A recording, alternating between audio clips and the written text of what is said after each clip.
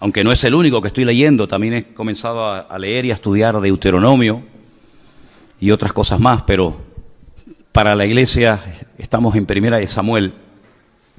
Y recientemente vimos la vida de aquellos dos jóvenes, aquellos dos sacerdotes, hijos de Elí, llamados Ofni y Finés, hombres perversos, como decía en el texto original, ¿se acuerdan? Benei Belial, hijos del diablo, así dice en hebreo.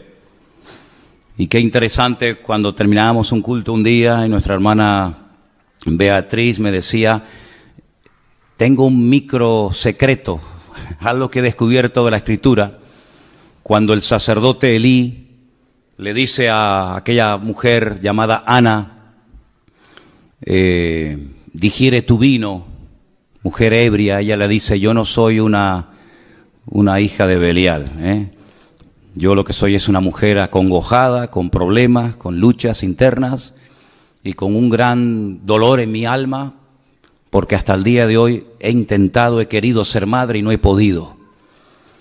Y yo estoy derramando, le dice ella al sacerdote Elí, mi alma delante del Señor. Entonces el sacerdote Elí la despide en paz y le dice, bueno, que el Señor te conceda la petición de tu corazón. Y ella se va y al poco tiempo queda embarazada y da a luz nada más y nada menos que al que escribió estos libros, Primera y Segunda de Samuel. Digamos que sería el último juez, esa larga lista de jueces. Samuel es el último en la lista, un hombre que estuvo 40 años juzgando al pueblo de Israel. Y en el capítulo 4, después de hablar al pueblo y después de bendecirlo, etc., Israel toma la iniciativa de lanzarse a la guerra nada más y nada menos que contra los filisteos. Dice el versículo 1, por aquel tiempo salió Israel a encontrar en batalla a los filisteos. Los filisteos no le estaban atacando, fueron ellos los que dijeron, vamos a atacar, vamos a encontrar, vamos a ponernos en el camino y vamos a hacerle la guerra a los filisteos. Y dice que Israel acampó junto a un lugar llamado Ebenezer, la piedra que me ayuda, o como algunos han traducido, hasta aquí nos ha ayudado el Señor, y los filisteos acamparon en Afec, lugar que significa la fortaleza. Ahí estaban uno enfrente del otro, el valle en el centro, y es terrible porque dice que los filisteos vencieron a Israel. Miren lo que dice el versículo 2. Los filisteos presentaron la batalla a Israel y trabándose el combate, Israel, el pueblo de Dios, fue vencido. Y dice que huyeron de la batalla y en aquel día murieron como 4,000 personas. Ahora, yo no sé quién se encargaba de contar a los muertos, pero contar 4,000 cadáveres tiene que ser un trabajo tremendo, ¿no? Pero es que no solamente murieron 4,000, después vamos a ver que murieron muchos más. Y la cuestión está, ¿cómo es posible que el pueblo de Israel, que en aquel momento era el pueblo escogido por el Señor, perdieran una batalla frente a enemigos como los filisteos, que eran paganos, eran idólatras? Su dios principal era Dagón, tenía la forma de un pez, como si fuera una sirena, aunque tenía cara de hombre. ¿Cómo es posible que perdieran frente a un enemigo tan malo y tan perverso como los filisteos, el pueblo de Dios? Bueno, en primer lugar vemos que el Señor no le dijo en esta ocasión a Israel que fueran a pelear contra los filisteos ni contra nadie. Eso es algo muy importante, es algo que hay que tener en cuenta, ¿saben? No se meta donde Dios no lo llama, hermano. No empiece a meterse en cosas, ahora voy a hacer esto, ahora voy a hacer aquello, sin tener instrucciones específicas de parte del Señor. Porque vas en tu nombre, vas por impulso, vas en la carne, y eso a la larga te pasa factura. ¿Quién le dice a Israel, váyanse a la guerra y peleen contra los filisteos? Nadie. No es como en otras ocasiones, que Dios habla y Dios revela su plan y su propósito al pueblo, sino que en esta ocasión Israel dice, vamos a pelear. en un golpe de impulsividad o de emoción, vamos a pelear contra los filisteos, que era una nación, que era un pueblo que estaba en la costa mediterránea, tremendamente poderoso, y se metieron en una batalla sin prepararse espiritualmente. Si no solamente no tienen una palabra específica del Señor, sino que no están preparados espiritualmente. Es más, si uno analiza el estado espiritual de Israel en aquel tiempo, no era el mejor, sino más bien todo lo contrario, era cuando peor estaban. Fíjense cómo estaba el liderazgo. Ofni y Fines, sacerdotes perversos, corruptos, que violaban a las mujeres en la puerta del tabernáculo en Silo. Personas que abusaban de su puesto como sacerdotes, quitándole a la gente ofrendas a la fuerza. El pueblo estaba en un momento terrible. No había comunión, no había relación con el Señor. El único del cual habla bien el Señor en aquel tiempo era de Samuel. Pero del pueblo, el pueblo estaba fatal. Y cuando una persona no está bien espiritualmente, ¿cómo se le ocurre meterse en batallas y meterse en terrenos donde para meterte, primero Dios te tiene que decir, métete, y segundo, Dios te tiene que preparar espiritualmente para que no caigas herido y hagas el ridículo, y encima en tu mala decisión puedas arrastrar a otras personas? Miren cómo murieron en el primer encuentro, en el primer encontronazo, 4,000 hombres. El título del mensaje de hoy es Decisiones equivocadas. Decisiones equivocadas pueden llevarnos a la ruina, a nosotros, y a países enteros, y a iglesias enteras, y a familias enteras. Y lo que me llama la atención es que se sorprenden, encima se sorprenden porque han perdido. Miren, por ejemplo, lo que dice el versículo 3. Cuando volvió el pueblo al campamento, los ancianos de Israel dijeron, ¿por qué nos ha herido hoy el Señor delante de los filisteos? Mientras yo leía esta mañana esta porción, esta pregunta más bien, ¿por qué? ¿Por qué nos ha herido el Señor? ¿Por qué los filisteos hoy nos han ganado? Me venía a la mente, pero así, otro hombre de Dios que un día cuando perdió una batalla le hizo la misma pregunta al Señor. ¿Por qué hemos perdido hoy la batalla?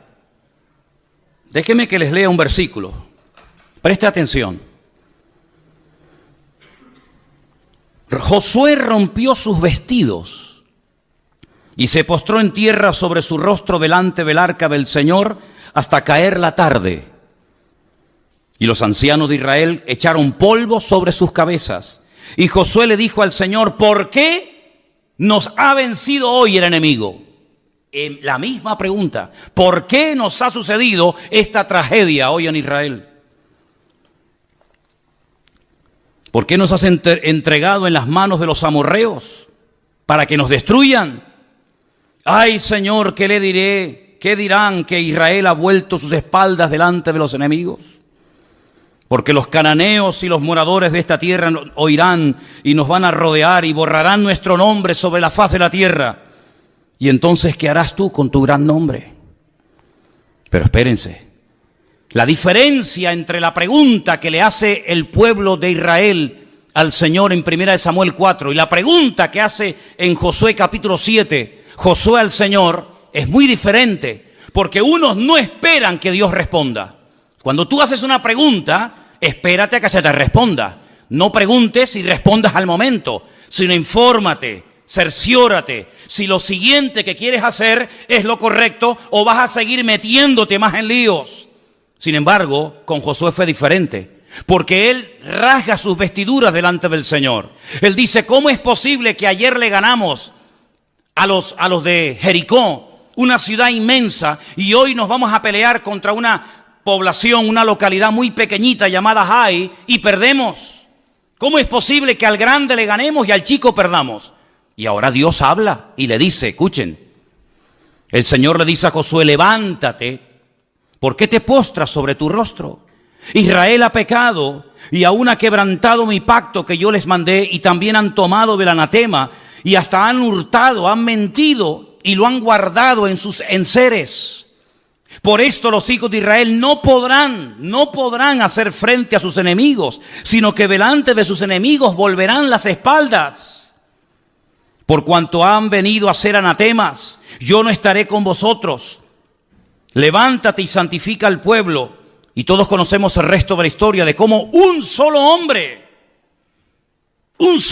llamado Acán, quebrantó la orden de no coger, de no llevarse nada a su tienda y traer maldición al pueblo. Y entonces cuando ellos santifican, cuando ellos arreglan el problema, se levantan, van a la batalla y vencen al enemigo. Pero en el caso de 1 Samuel 4 no sucedió así, sino que le preguntan al Señor, ¿por qué nos ha herido hoy el Señor? Y no esperan que Dios les hable. Es que a mí me sorprende algunas personas que se enfadan con Dios, se molestan con Dios porque le han salido algunas cosas mal y no tienen la paciencia y la sabiduría de decir, bueno, Señor, ¿en qué he pecado? ¿Qué he hecho mal? ¿Hay algo que tengo que corregir? ¿O sigo en la línea en la que voy y me voy a ir a la ruina yo y todos los que están conmigo? No esperaron en el Señor, no dijeron, bueno, vamos a estar un tiempo en oración, en búsqueda sincera y genuina de parte del Señor, sino que automáticamente preguntan y mira lo que hacen. Versículo 3, traigamos a nosotros de Silo el arca del pacto del Señor, para que viniendo entre nosotros nos salve de la mano de nuestros enemigos. Otro error más.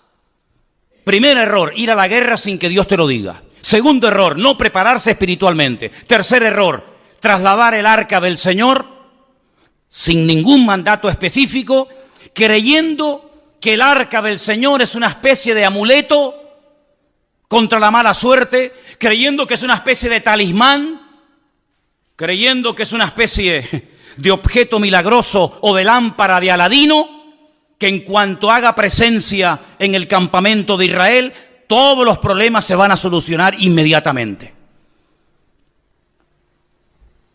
¿Cuánta gente se rodea de cruces, de estampitas, de resguardos, de amuletos, creyendo que de esa manera están protegidos contra los malos espíritus, las malas influencias, que Dios está con ellos? ¿Saben lo que demuestran las personas que recurren a cosas creadas por el ser humano para autoprotegerse contra el mundo espiritual? ¿Saben lo que demuestran? Que no conocen a Dios.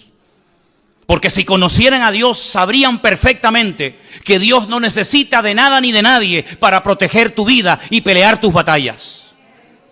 No tenemos que llevar cruces en el cuello para protegernos de nada. No tenemos que llevar ningún tipo de amuleto, de resguardo para decir, ay, es que por si acaso me hacen algo, o por si acaso alguien me hace algo. No, mi hermano, el ángel del Señor acampa alrededor de los que le temen y los defiende, dice la Biblia. Y decía el rey David, y de esto sabía mucho, y aunque un ejército acampe contra mí, no temerá mi corazón, porque el Señor es mi luz y mi salvación. Bendito sea Dios. Ellos dijeron, no, traigamos el arca. No importa si estamos en pecado, no importa. No importa si nos llevamos mal los unos contra los otros. No importa si la santidad ya es la asignatura pendiente. No importa si estamos bien o mal. Traigamos el arca, que al fin y al cabo no cuesta nada traer un mueble, trasladarlo de un sitio a otro, y el arca por sí misma nos defenderá contra el enemigo. Pero el arca no fue diseñada ni creada por el Señor para tales objetivos.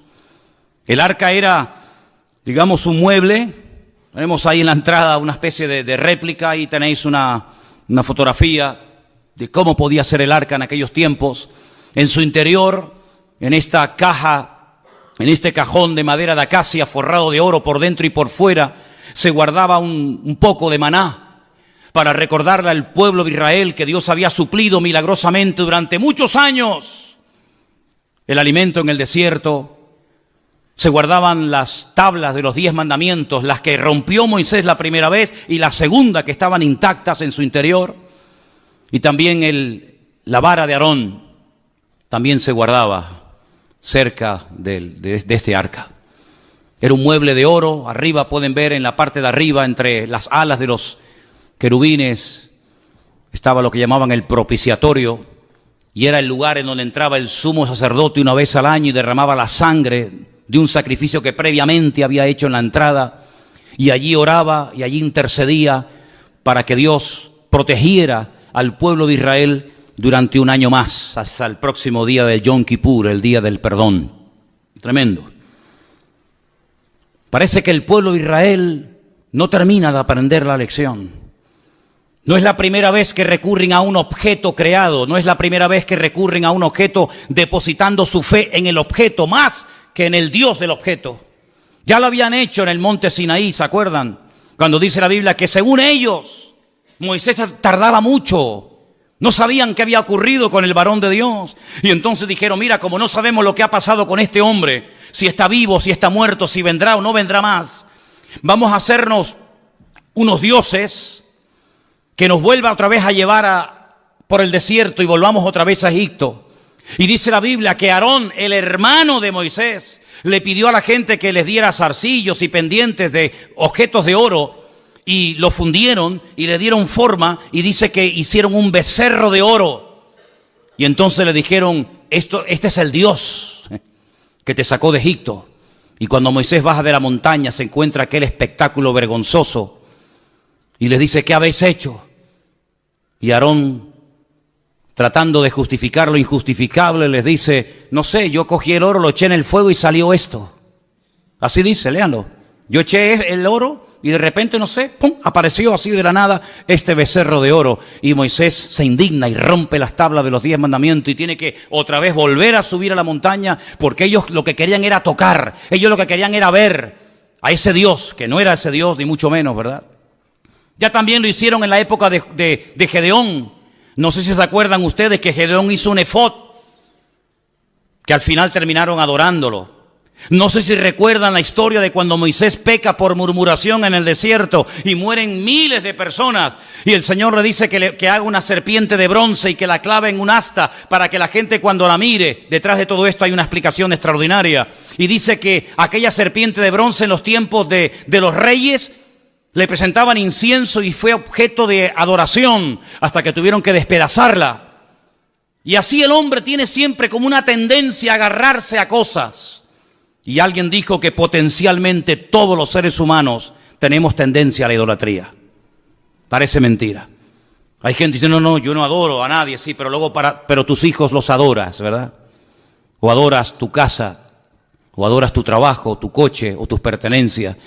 El hombre siempre está tratando de tener algo a lo cual agarrarse y de poder ver, Sin embargo, nos olvidamos de aquella palabra tremenda en el Evangelio según San Juan, capítulo 4, cuando el Señor Jesucristo dice que Dios es espíritu. Y los que quieran adorar a ese Dios de espíritu tienen que hacerlo en espíritu y en verdad. Y la palabra del Señor nos enseña que nuestro Dios no se puede hacer, no se puede medir, no se puede pensar, porque nuestro Dios es, primero, inmortal. Segundo, infinito. Dígalo conmigo. Tercero, inmutable. Cuarto, inalterable. Quinto, incomparable. Sexto, inigualable. Séptimo, inescrutable. Y así podríamos estar toda la noche enumerando características de nuestro Dios. Y nuestro Dios prohíbe que se le hagan a Él figuras de oro, de plata, de piedra, de bronce o de lo que sea, sino que al Señor tu Dios adorarás y a Él solo servirás, sin darle ningún tipo de forma, sin darle ningún tipo de medida, sino que nuestro Dios es espíritu y por eso Él ha puesto su espíritu en nosotros para que podamos comunicarnos con Él por la fe y no por vista. ¿Cuántos dicen amén? Pero Israel cayó en la torpeza de creer que porque venía el arca al campamento, lo cual trajo aparentemente mucho júbilo y mucho grito, pero solamente fue eso. Mucho grito, nada más. Hay algunas iglesias que a veces dicen, demos un grito de júbilo. Y después del grito de júbilo, ¿qué queda? Porque aquí gritaron, y dice que gritaron tanto que el enemigo se asustó. Y dice que gritaron de tal manera y con tal volumen que dice que la tierra tembló. Pero no hubo cambios en el mundo espiritual, era todo emoción. Es como cuando dice la Biblia que aquellos huesos comenzaron a unirse el uno al otro y lo único que había era ruido, mucho jaleo, pero no había espíritu, no había presencia divina en lo que estaba ocurriendo en aquel lugar. Y en todas nuestras acciones, en todo lo que hagamos, pensemos o planeemos, no solamente tenemos que buscar la expectativa, el ruido, la apariencia, sino tener el aval y el respaldo divino de que Dios está detrás de la obra o de la palabra o de la acción que estoy haciendo. ¿Cuántos dicen amén? El mismo Señor Jesucristo dice, lo que yo digo y lo que yo hago, no lo hago por mi propia cuenta, sino que hago y digo lo que el Padre me autoriza y me ordena que haga y que diga. Eso es un sometimiento total y absoluto a la voluntad divina, en palabras y en acciones, pero en estos nada que ver. Se quejan porque Dios nos ha abandonado, porque el enemigo se ceba con nosotros, pero escuchen, si vamos un poquito más adelante, por ejemplo, al versículo 10, cuando ellos ya se creen fuertes porque ya tienen el arca de la alianza entre ellos, dice, pelearon pues los filisteos, y otra vez dice, terrible, Israel fue vencido. Ya es la segunda vez. Primera vez, te dio una paliza y 4,000 hombres perdieron la vida. Y no aprendes, no hay manera, Vas de mal en peor y sigues y sigues y sigues. Pero ¿cuándo nos vamos a dar cuenta que lo natural es un reflejo de lo espiritual? ¿Cuántos millones de veces tengo que decir lo mismo? Que cuando las cosas van mal, Dios te está dando un mensaje que tienes que saber interpretarlo y tienes que pararte y preguntarle al Señor, Señor, ¿qué está ocurriendo? Porque no es como el mundo dice, bueno, es mala suerte, es una mala temporada, no. Sino que la palabra del Señor nos da principios concretos y específicos para que la victoria no sea algo casual, algo esporádico, sino sea la tónica habitual de nuestra vida. Y cuando en mi vida no hay victoria, cuando en mi vida lo único que hay son desgracias, follones, peleas, divisiones, enfermedades, conflictos, etcétera, etcétera, tienes que pararte, querido. Y tienes que preguntarle a tu Dios, que dicho sea de paso, es un Dios de amor, que quiere lo mejor para sus hijos. Señor, ¿qué estoy haciendo mal? No como esto que le decían, ¿por qué nos has abandonado? No, el problema no está que Dios les ha abandonado. El problema es que ustedes han abandonado a Dios. No le eches la culpa a Dios. Como dicen los inconversos que todos conocemos, ¿y si Dios es tan bueno? ¿No has encontrado gente así? Bueno, si Dios es tan bueno, ¿por qué se mueren los niños de hambre? ¿Y por qué hay guerras por aquí? Como si Dios fuera el culpable de todo eso. Y aquí está esa actitud reflejada. ¿Os dais cuenta que el corazón del hombre, da igual si es en el Antiguo, en el Nuevo Testamento, en la Edad Media o en el tiempo presente, el corazón del hombre es igual? Siempre tratando de buscar el chivo expiatorio. Siempre tratando de echarle la culpa a algo o a alguien, menos a sí mismo. Claro, hemos perdido la guerra porque nos has abandonado. La culpa la tienes tú. Porque yo fui a la guerra, yo afilé mi espada, yo me fui con mi coraza, con mi yelmo, con mi jabalina, me fui preparado, pero tú no me apoyas, tú no estás conmigo, tú no me respaldas y por eso las cosas me van mal en la vida. No caigas en ese error. Los que hablan así son los que no conocen a Dios. Los que conocen a Dios pueden llegar a decir, aunque Dios me mate, lo seguiré adorando, porque yo sé que mi Redentor está vivo. Pero los que hablan así, ¿por qué nos has abandonado?, son los que están mal e intentan condenar a Dios para justificarse a sí mismos. Es como en una de las conversaciones profundas que Job mantiene con Dios, donde él intenta presentar argumentos convincentes. Y hay un momento en el que Dios le interrumpe y le dice, pero querido Job, ¿me vas a condenar a mí para justificarte tú? No, queridos. Cuando las cosas en la vida no ruedan y no salen en lo natural, en lo espiritual, en todas las áreas de nuestra vida, no hay bendición, no fluye la bendición de Dios, no tienes una vida atractiva, una vida que la gente diga, yo quiero ser como esa mujer, yo quiero ser como esa familia, yo quiero ser como ese hombre. Cuando tu vida es una vida de tragedia, de desgracia, de lío, de follones, cuando tu vida no es una vida que sea luz, sino es tiniebla, tienes que pararte y no echarle la culpa a Dios, sino preguntarte, Señor, ¿qué estoy haciendo mal? Y el Señor te va a hablar, como le habló Josué, ¿visteis? Y le dijo, no, es que el problema es que hay pecado y Dios no se puede mover y su gloria queda detenida cuando hay pecado y desorden en el pueblo. A mí me sorprende que siga lloviendo. A mí me sorprende que podamos seguir respirando. A mí me sorprende que aún estemos con vida. Y no es por nuestros méritos, sino es por la misericordia y por la gracia de nuestro Dios, ni más ni menos. ¿Estamos de acuerdo, hermanos? Vuelven a pelear y miren lo que pasa. No han aprendido. Hermanos, si no aprendemos de la historia, la volveremos a repetir. Así dijo David Ben-Gurión, primer presidente de Israel. Si no aprendemos de la historia, volveremos a repetir los mismos errores. Y me da la impresión de que hay muchos líderes políticos a nivel mundial que no han aprendido de la historia y que vuelven otra vez a repetir la historia y los mismos errores, y aún peor que en el pasado.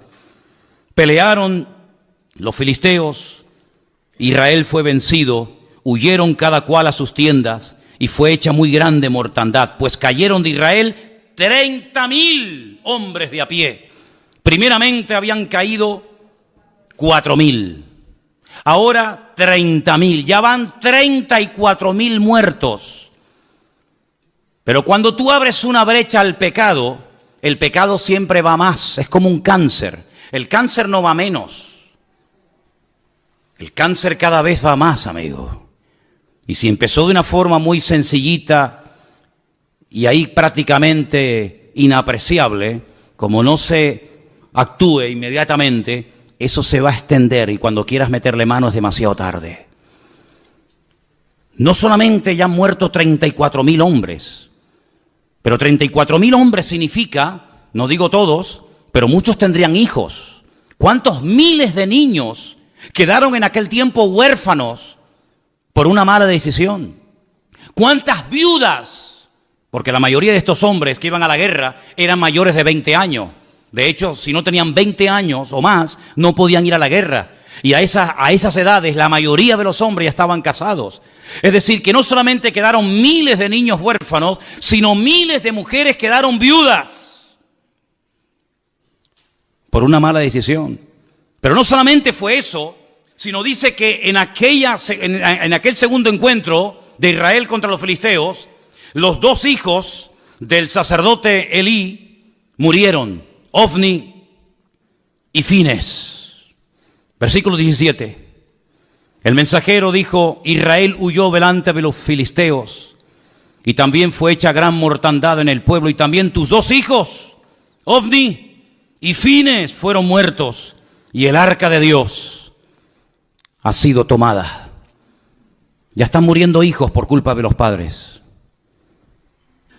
Ya no solamente son los padres los que mueren, también son hijos los que están muriendo por las malas decisiones de los padres. Jesús dijo en una ocasión una palabra tremenda, que a veces se cita así muy a la ligera y no nos paramos a pensar en la profundidad que contiene la misma. Él dijo: los tropiezos, no os engañéis, siempre vendrán. Es como cuando dijo: los pobres siempre estarán en el mundo. Cuando queráis podéis ayudar a los pobres. Siglo XIX, siglo XX, siempre habrá pobres, siempre habrá miseria, siempre habrá desigualdades, ¿verdad? Ricos, pobres, los que estén bien, los que estén abajo. Y él dijo: tropiezos, problemas y dificultades siempre vendrán, pero ay de aquel que me haga tropezar a uno de mis hijos y a uno de mis pequeños. Porque mejor le fuera haberse atado una piedra de molino al cuello y echarse a la mar, que haber hecho tropezar a uno de estos pequeños. Si te quieres reventar y hacer lo que te da la gana, hazlo, allá tú, con tu conciencia y con tu Dios. Pero ten cuidado que en tu locura arrastres a tus hijos y el día de mañana te pese en el alma y en el corazón haberlos tenido del tingo al tango, ahora aquí y mañana allá, y al final ni comes ni dejas comer a tus hijos. Ten mucho cuidado, porque por la locura de esta gente, no solamente niños quedaron viudos, no solamente huérfanos, no solamente mujeres quedaron viudas, sino que ahora también están comenzando a morir hijos. Y es terrible cuando a veces por nuestras decisiones equivocadas, vuelvo a decir, decisiones equivocadas, título del mensaje de hoy, hacemos tropezar a otras personas que nos siguen, pero no porque te apoyen, sino porque no les queda otro remedio.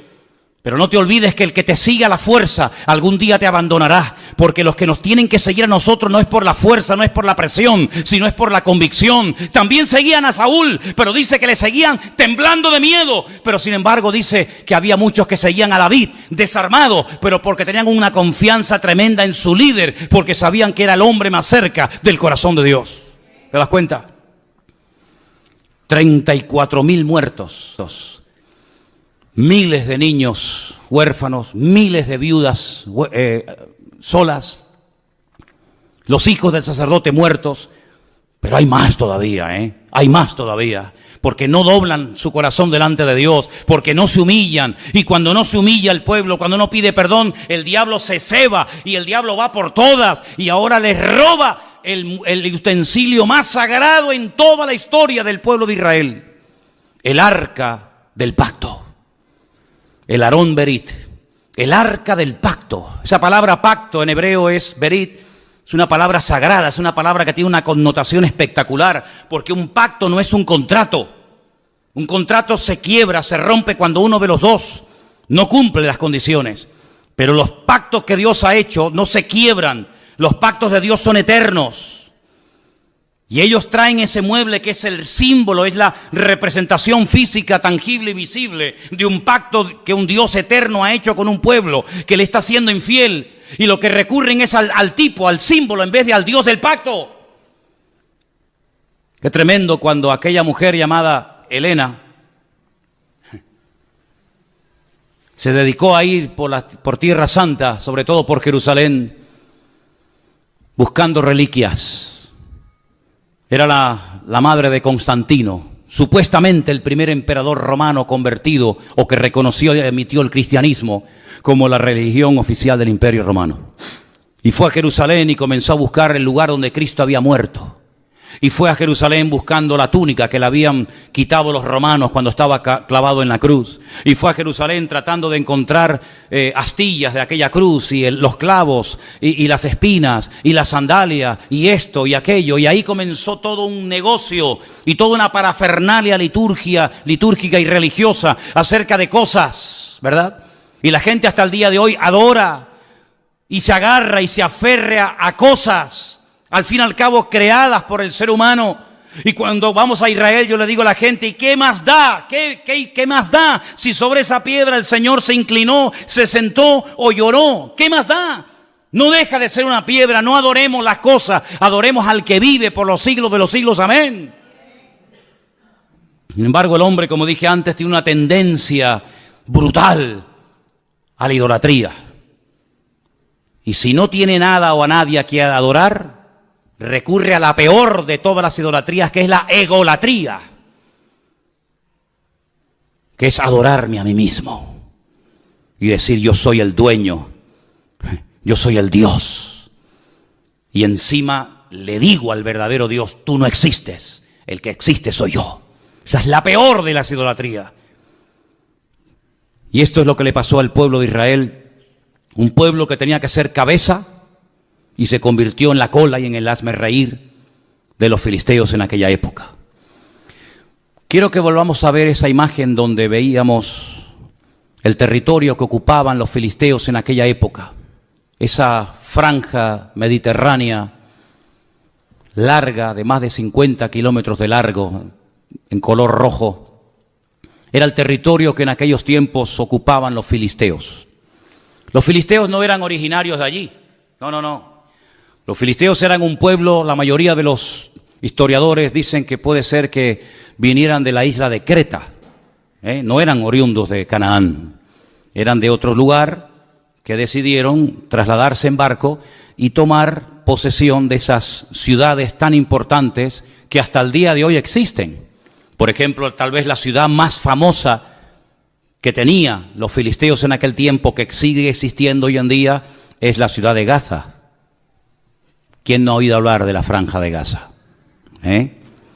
A continuación estaba la ciudad de Askelón, donde murió ¿quién? Sansón, en el templo del dios Dagón. A continuación estaba la ciudad de Asdod. Estamos hablando de ciudades preciosas. He tenido la oportunidad y el privilegio con Helena de visitarlas. La ciudad de Askelón es una belleza de ciudad, Asdod, ni te imaginas.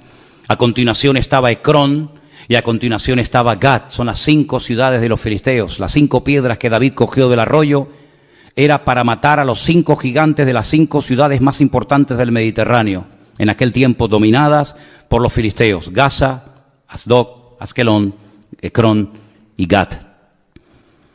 Ellos controlaban la salida y la entrada de mercancías. Los puertos principales, los puertos que en aquel momento operaban, estaban allí. Y ellos podían otear al horizonte las naves que venían con suministros y también controlaban la mercancía que salía del país. Es decir, los filisteos eran expertos en oprimir la economía del país. Eran expertos en decir, esto entra o esto no entra. Esto sale o esto no sale.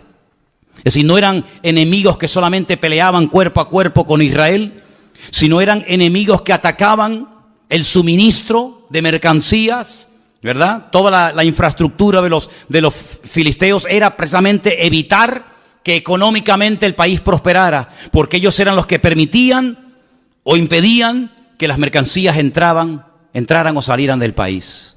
Qué interesante, ¿verdad? Cómo cada uno de los enemigos que se afincaron en la tierra de Canaán, cada uno de ellos tenía su característica. Qué tremendo cuando aquel filisteo desafía al pueblo de Dios. Lo vamos a ver más adelante en estos próximos días en el libro de Samuel. Y cómo David reconoce, cómo David discierne espiritualmente que detrás de ese gigante, detrás de esa masa de carne, detrás de ese hombre natural, hay un poder, un principado espiritual que lo que intenta es ahogar y lo que intenta es amedrentar y asustar al pueblo de Dios. El arca es robada, se la llevan los fariseos a su tierra. No es que obraran mejor que los israelitas, pero a veces, escúchame bien, los inconversos son el látigo que Dios utiliza para tratar con tu vida. Escucha bien esto que te acabo de decir. Tal vez lo has oído o tal vez la primera vez en tu vida que un pastor te dice esto. Ten cuidado porque si no escuchas la voz de Dios, si no prestas atención a la voz de Dios, puede ser que Dios le permita a algún inconverso golpearte y humillarte para que busques a Dios sí o sí. No te olvides que Dios puede utilizar al faraón para decirte ven y toma tierras y vive de maravilla, o al mismo faraón o a otro lo puede utilizar para amargarte la vida y para impedirte y coaccionarte tu libertad. Dios puede utilizar a un Nabucodonosor para destruir a un templo y para destruir una civilización y para destruir a todo un pueblo y una ciudad, y al mismo personaje el Señor lo puede utilizar para levantarte y para prosperarte y ponerte con autoridad y con poder en Babilonia, como fue el caso de Daniel, Mesac, Abednego y Misael. No te olvides que Dios puede utilizar a un Ciro, ¿verdad?, para volver a reconstruir el templo, o puede utilizarlo para destruir el templo. En otras palabras, Dios quiere tratar con tu vida sí o sí. En esta iglesia o a la que vayas, no puedes huir del trato de Dios. Si no le escuchas por las buenas, tendrás que escucharlo por las malas.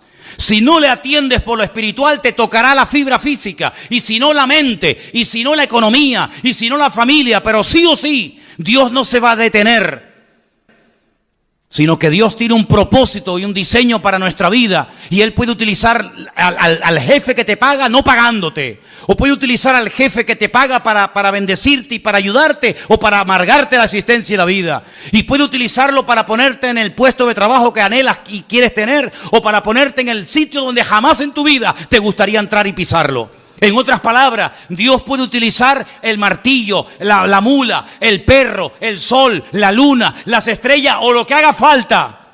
Pero a Dios no lo va a detener nada ni nadie, porque Dios dice que no parará de obrar en nosotros hasta que Él venga a buscarnos y quite nuestras arrugas y quite las manchas de nuestra vida. ¿Cuántos dicen amén?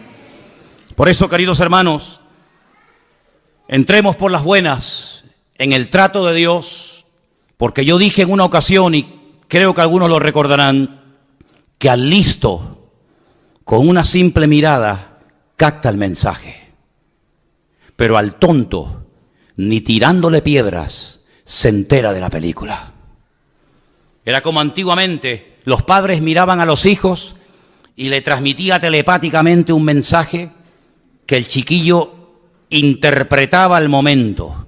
No hacía falta traductor de Google ni vainas raras, sino que la simple mirada del viejo, cuando coincidía con la tuya, te estaba diciendo o te quedas quieto, o cuando vaya a casa te meto un cogotazo que te vas a enterar, malcriado. Todo eso te lo decía con la mirada. Hoy en día te manda WhatsApp, abre una página de Facebook tu viejo, te manda todo lo que quiera y no te enteras. Vamos a leer algunos versículos interesantes. Proverbios 3, del 31 en adelante. Proverbios capítulo 3, si me los ponen casi mejor. 31 al 33, perfecto. Proverbios 3, del 31 al 33. No envidies al hombre injusto. ¿Conoces a alguien que se porta injustamente contigo? ¿No? Bueno, yo sé que ustedes siempre están en otro nivel, están en una dimensión espiritual a la que yo todavía no he llegado, pero si algún día conoces a alguna persona injusta que le va bien, tiene un buen coche y tal y cual, dice, no lo envidies, no tengas envidia del injusto, ni escojas ninguno de sus caminos, porque el Señor abomina. Ay, nos habían dicho que Dios ama al pecador y aborrece el pecado. ¿No nos habían dicho eso? Pues es que eso no está en la Biblia. No, hermano, la Biblia dice que Dios ama al pecador, pero aborrece el pecado. ¿Y dónde está eso? Eso no es en la Biblia, eso se lo inventaron yo no sé quién. Yo lo que leo es que Dios abomina al perverso. ¿Cómo va a amar Dios a un violador de niños? Tendrá que arrepentirse de su pecado para cambiarlo y para hacer algo en su vida, pero mientras no se arrepienta, el violador, el asesino, el ladrón, el injusto, etcétera, etcétera, dice, Dios lo abomina al perverso, pero su comunión íntima, ¿con quién es? Con los justos. Y el 33, porque la maldición de Dios, ay amigo, ahora se va a dar cuenta porque hay gente que está así. Porque la maldición de Dios es real, es tan real como la bendición de Dios, igual. La maldición de Dios, ¿dónde está? En la casa del impío, de los que le han dado la espalda a Dios. Pero Él bendecirá la morada, la casa de los justos. Así es lo que dice la palabra. Salmo 37. 1 y 2, un salmo que le gusta mucho a Miriam. Salmo 37, 1 y 2, es precioso. No te impacientes a causa de los malignos. Otra vez la envidia. Ni tengas envidia de los que hacen iniquidad, porque como hierba serán pronto cortados y como hierba verde se secarán. ¿Cuántos dicen amén? Y el último, Segunda de Pedro capítulo 2, del 20 al 22. Dice así la palabra. Ciertamente, y esto es muy fuerte esta palabra que voy a leer esta noche. Espero que no haya nadie que esté viviendo en este terreno. Porque mira lo que dice el Señor. Si habiéndose ellos, está hablando de gente que conoció, gente que tuvo un encuentro con el Evangelio. Si ellos, habiendo escapado de las contaminaciones del mundo.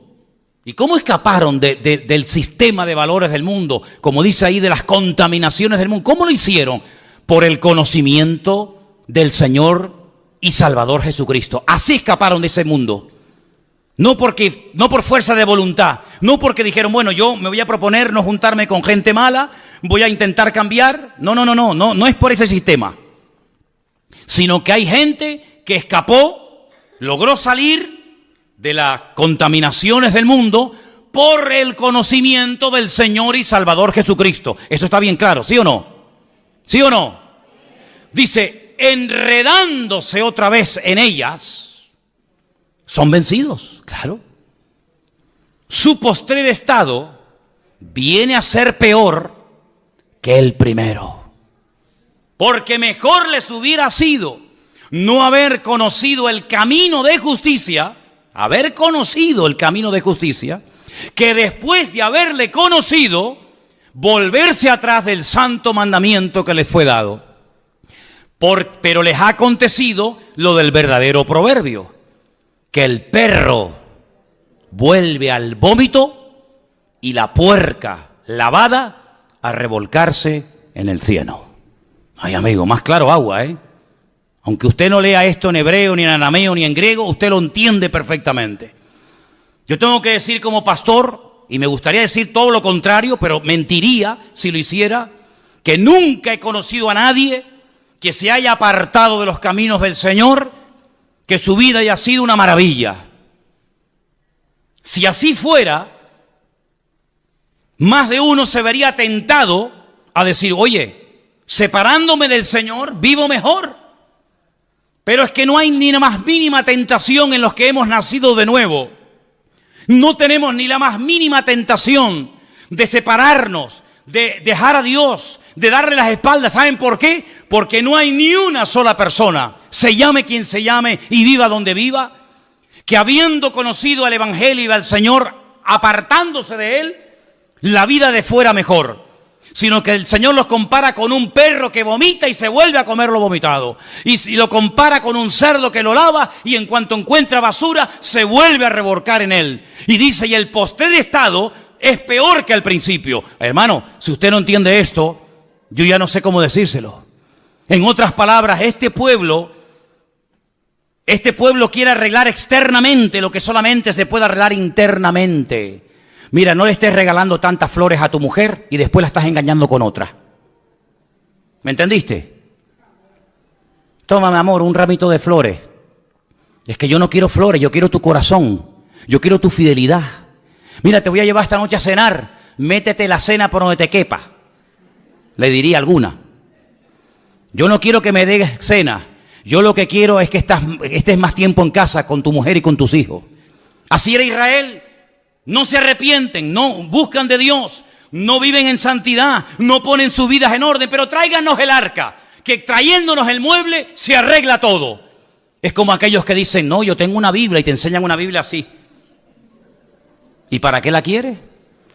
Y el crucifijo, y el rosario, y tantas cosas externas, que lo único que hacen es dar una pincelada de cristianismo, pero tu corazón está lejos. Como decía el Señor, aquellos fariseos de la época, con su boca me adoran, pero su corazón está lejos de mí.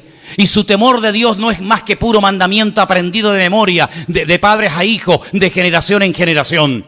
El Señor, que es lo que busca, señales externas, o que verdaderamente cambiemos y hagamos frutos dignos de arrepentimiento. ¿Qué les parece, hermanos?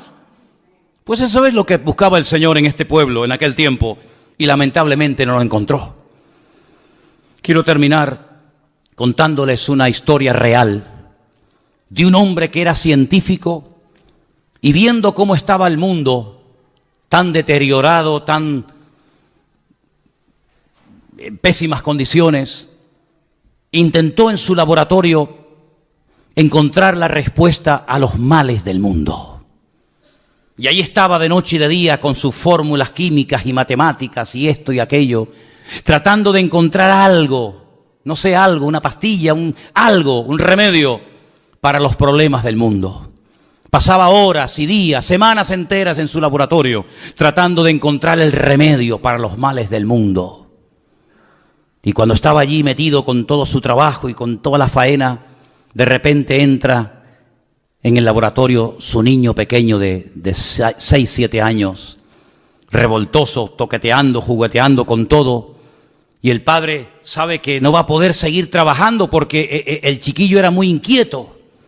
Y entonces no se le ocurre otra cosa al padre que coger una revista donde hay un mapa del mundo, lo arranca, la corta en pedacitos y le dice al niño, toma, tú solo, quiero que arregles el mundo, quiero que pongas cada continente y cada ciudad en su sitio, cada país en su sitio. Y le da esas hojas del mapa rotas y un trozo de una cinta adhesiva para que lo arregle y se lo traiga al padre. El padre dice, bueno, ahí lo tendré aburrido y me dejará trabajar tranquilo. Al poco rato, el niño se acerca al padre y dice, papá, ya está todo arreglado.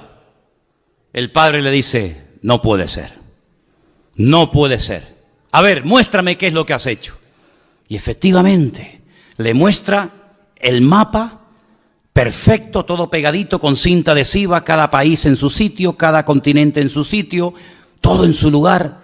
El padre se queda sorprendido y le dice, pero hijo, ¿cómo has sido capaz tan rápido sin conocer tú al mundo, sus ciudades, sus países, sus continentes, ¿cómo has sido capaz de arreglarlo tan rápido? Y le dice, papá, es que yo no sé arreglar el mundo, pero cuando arrancaste la hoja, yo vi que por detrás había la figura de un hombre. Y entonces lo que yo hice fue arreglar primeramente la figura del hombre, que la conozco. Puse los brazos del hombre en su sitio, las piernas, la cabeza, y cuando arreglé al hombre, le di la vuelta y había arreglado el mundo. Eso es lo que intentan hacer los seres humanos, arreglar el mundo. Pero para arreglar el mundo, primeramente hay que arreglar el corazón del hombre. Y el corazón del hombre no lo puede arreglar nadie, más que solamente su Creador, porque Él sabe perfectamente cada cosa en su sitio y cómo poner cada pieza en su lugar. Y entonces, cuando arreglemos nuestra vida, podremos optar por arreglar el mundo, por meternos en la vida de los demás, por ir a batallas guiados por el Señor y no por impulsos carnales, tomando decisiones equivocadas, que lo único que traen es humillación, vergüenza y muerte. ¿Cuántos dicen amén? Cierra tus ojos en esta tarde ahí donde estás. Aleluya. Gracias, mi Señor.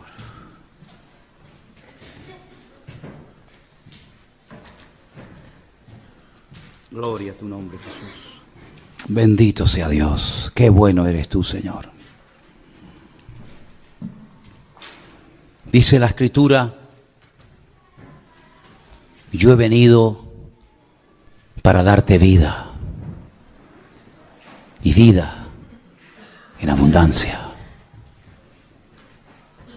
Es una palabra que el Señor utiliza en varias ocasiones en su ministerio. Vida, vida eterna, vida en abundancia. ¿Sabéis una cosa, hermanos? Mientras estamos orando,